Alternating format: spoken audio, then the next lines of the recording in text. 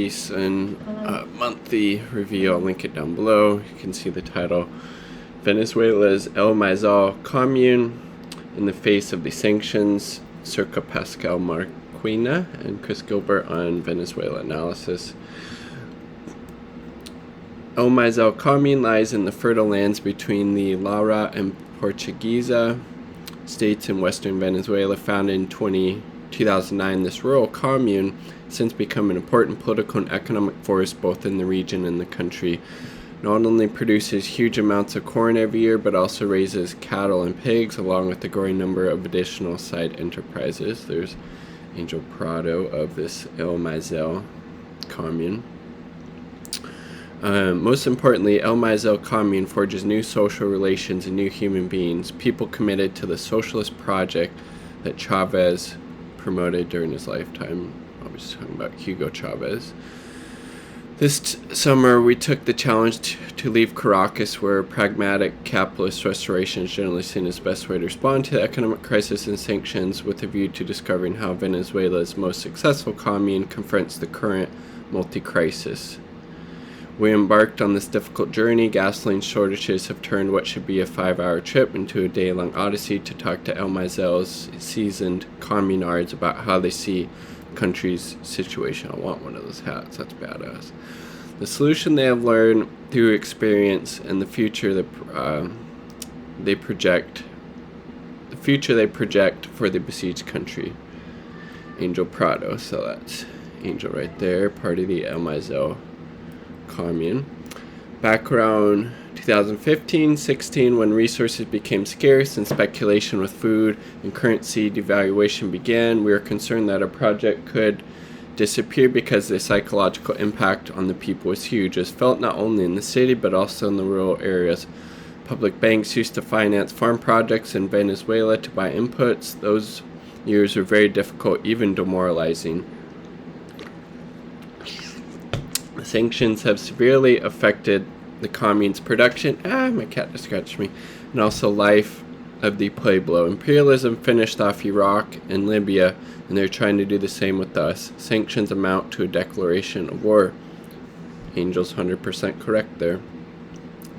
In desperation, some people have given up the struggle. Some went to work in the private sector, while others sold all they had and simply left the country. The crisis and the sanctions were a harsh blow which struck deeply into the people's subjectivity, into their very spirit.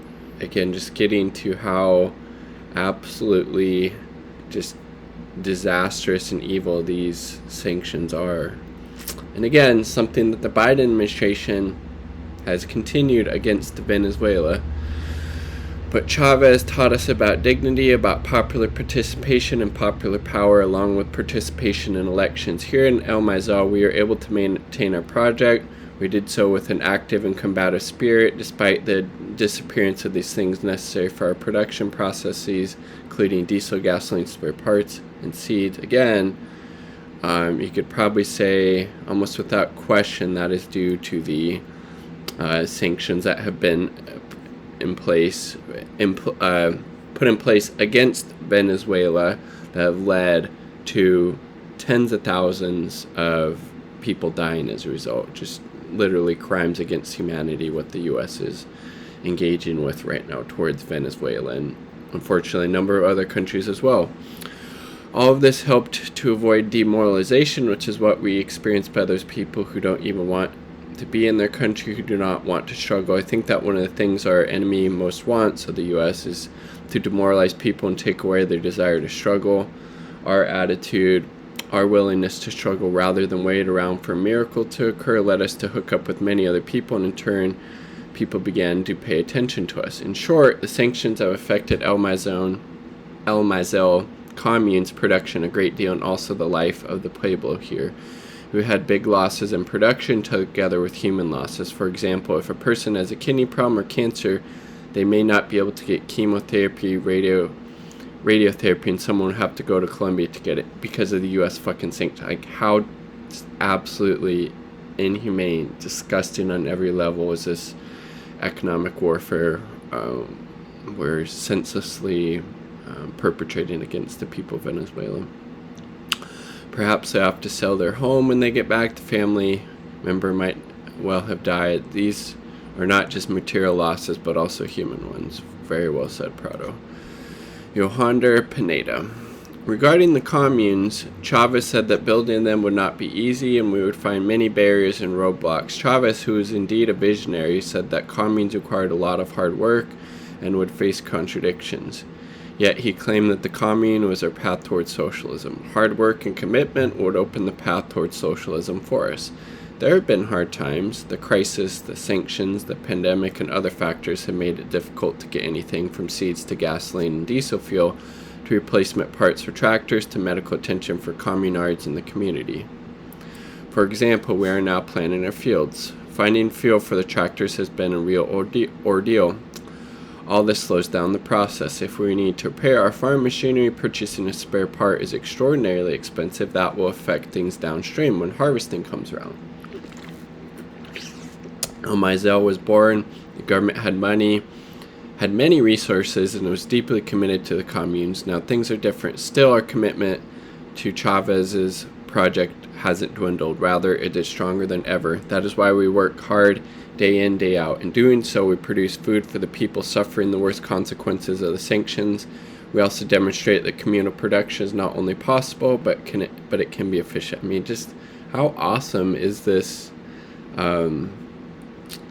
this commune, like, and their political outlook is just so amazing.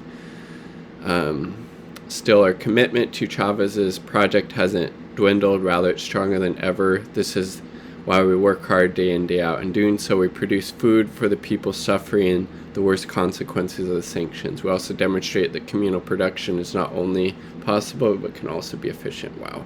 Kudos. Well done. Just keep it up. That's just awesome. So yes, the sanctions have had a huge impact, but the challenge has forced us to be more creative. In fact, I think we've grown as revolutionaries in this situation, and our communal project has taken hold in the people. So they're kind of able to flip it and, you know, be able to see some of the positive things happening that they had to create out of necessity due to this economic warfare that's being waged against them. Prado. As part of his anti-imperialist discourse, Chavez warned us about the need to study the enemy we are facing, while Chavez warned us about the possible scenarios like this that could come about because of our country's anti-imperialist stance, also because we're an oil-producing nation, along with other raw materials that superpowers want to control and appropriate. Leftist government was sure to enter into many contradictions with the U.S., and this is going to affect the popular classes, and we've seen that exact same thing carry out there. He's totally correct. Hence, in 2009, when El Maizal was founded, we began to build a whole agricultural infrastructure, struggling to take over means of production. A commune can't just be a slogan, it can't be a mere rhetoric. We tried to develop a new form of organizing through collective work, by caring about the project of the commune, by teaching through example, by being careful about our leadership, to not let people down, to not lose legitimacy. We began to work with social initiatives like the Housing Mission and Mersal, state-owned supermarket chain, but we simultaneously developed a productive apparatus. Read the rest of their interviews with Jennifer, VenezuelaAnalysis.com. I might have to. It looks like, oh wait, is that one not open? If that website works.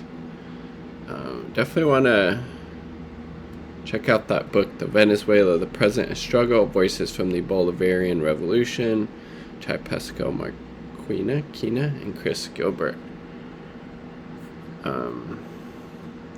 But this freaking commune, though, El Maizal Commune, doing amazing things, and they have, obviously, you know, if you're going to run a commune in Venezuela, you're probably going to have, you know, a socialist, leftist, anti-imperialist worldview, and it seems like the folks at the El Maizal commune definitely have that. Looks like corn growing in the background there. I kind of want to, it's the first time I've heard about this, but I wanted to do a quick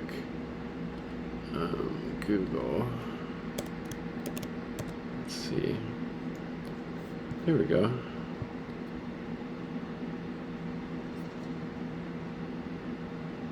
Oh, here's other stories. Cool.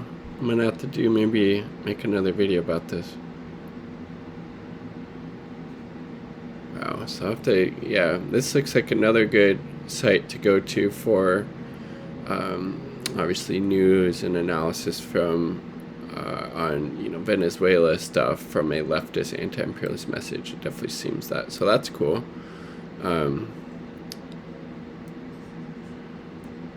So that's the one I think we just read, right? This is 2.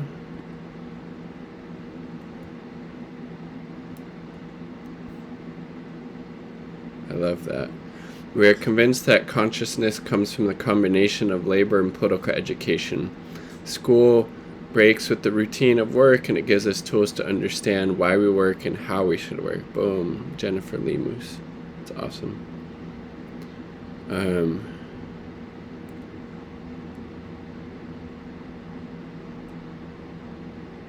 Alright, well, I'm going to get into this other article, subsequent video, because I don't want to make this one too long, but really, really interesting and fascinating what's going on in at this commune, and what's going on in Venezuela generally, how they're having to you know, this commune find ways to adapt in order to survive and try to meet the needs you know, for the commune and the larger community under these brutal, illegal, murderous sanctions and economic warfare that the U.S. continues to wage under the Biden administration against the people of Cuba for, you know, having a leftist, anti-imperialist government in place.